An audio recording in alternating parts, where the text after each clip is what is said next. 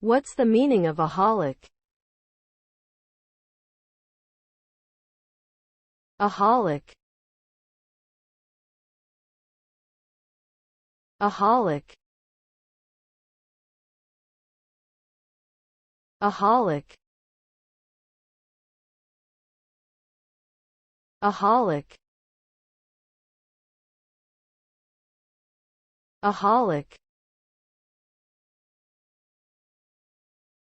The suffix aholic is used to describe a person who has an addiction or an obsessive preoccupation with a particular substance, activity, or behavior. The term is derived from the word alcohol, which was the first substance to be commonly associated with addiction.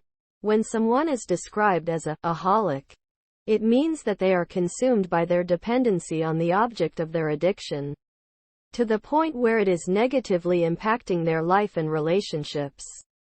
It is important for individuals who struggle with addiction to seek help in order to overcome their dependencies and live a healthy, fulfilling life.